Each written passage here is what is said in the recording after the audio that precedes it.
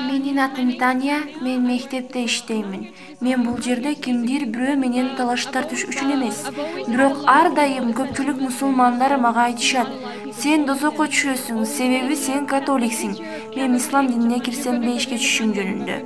Менимче мен жакшы католикмин жана жакшы католик болууга аракет кылып жатам. Күнөөлөрдү кылбаганга аракет кылып жатам. Айтмакчымын, мен эгер дозокко түшөмүнбү католик болсом, же бейишке түшөмүнбү мусулман болсом. Карындашым, сурап жатат. Көпчүлүк анын мусулман достору ага сен католик же христиандыгың үчүн дозокко түшөсүң деп жатышыптыр. Чында беле инсан христиандыгы үчүн дозокко түшөбү? Карындашым, сиз чыныгы түз жолдогу христиан болсоңуз, акыйкатта Иса пайгамбарга ээрчисеңиз, иншаллах бейишке түшөсүз. Бирок бир гана Иса алейхиссаламдын чын сөздөрүнө ээрчиген болсоңуз.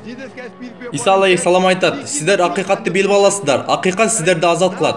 Эмнеге ээрчип жатканыңыздарды мен билбеймин. Өзүңөрдүн чиркөөлөрүңөргөбү же Иса алейхиссаламгабы? Эгер сиз чиркөөлөрдү ээрчип жаткан болсоңуз, тозокко түшүү ыктымалыңыз шек күмөнсүз. Эгер сиз Иса алейхиссаламга ээрчисеңиз, иншаллах бейишке түшөсүз.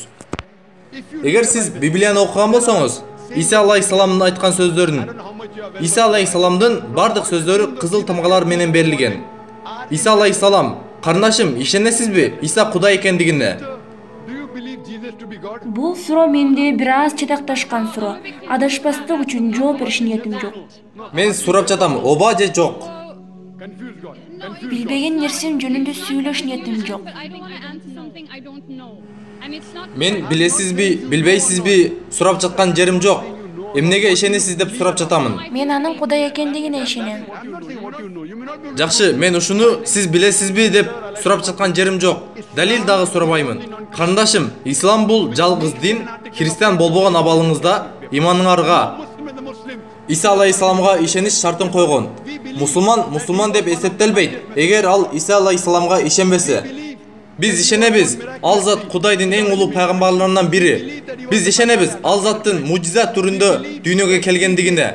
Биз ишенебиз, ал заттын Масих экендигине. Биз ишенебиз, ал зат өлүктөрдү тирилтиргенине. Кудайдын кудурети менен мусулмандар менен христиандар бирге кетип жатышат. Бирок кимдир бирөө сурашы мүмкүн, айырмасы эмнеде? Айырмасы ушундай: көпчүлүк христиандар же бардыгы Иса алейхиссаламды Кудай деп билишет. Ал зат өзүн илах деп айткан деп ишенишет. Акыйкатка келсек, эгер сиз Библияны окуган болсоңуз, бир дагы анык сөз маани жок. Иса алейхиссалам айткан болсо: "Мен Кудаймын, мага сажда кылың" деп. Карындашым, эгер сиз Библия китебинде "Мен Кудаймын, мага сажда кылың" деген бир сөз же ушуга окшош маанини тапсаңыз, мен христиан динин бүгүн кабыл кылышка даярмын.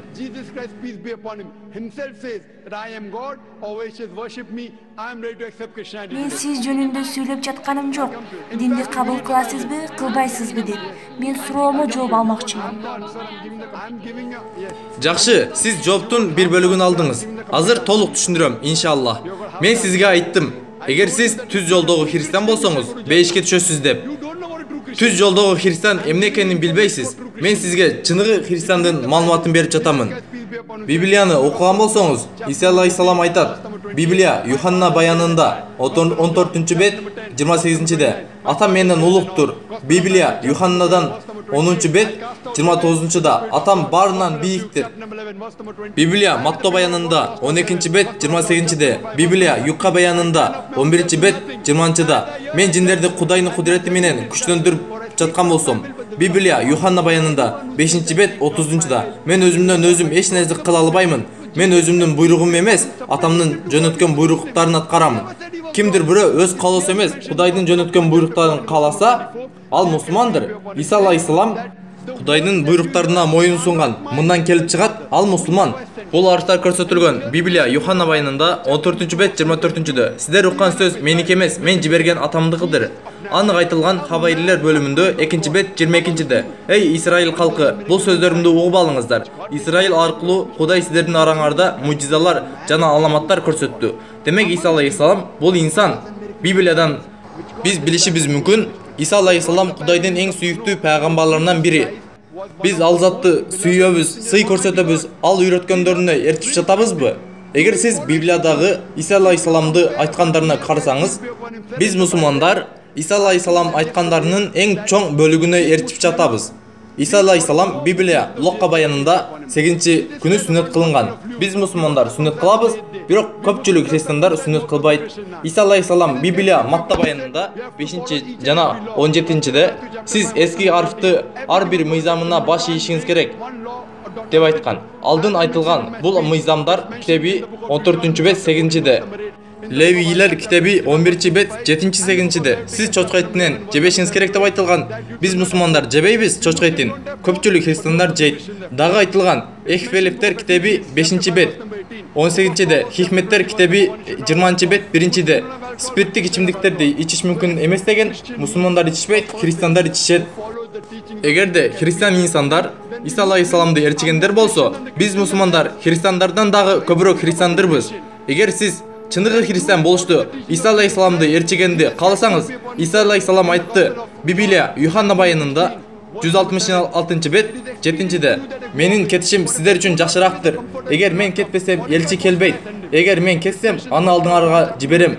Дагы айтылган Библия Юханна баянында 166-бет 12-14-де.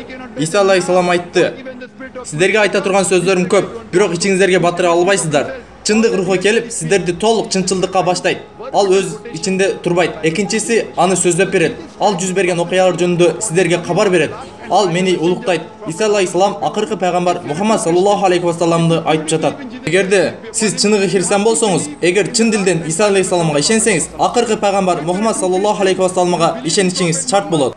Эгер сиз чыныгы христиан болсоңуз, Мухаммад саллаллаху алейхи вассаламга ишенсеңиз, иншаллах бейишке түшөсүз.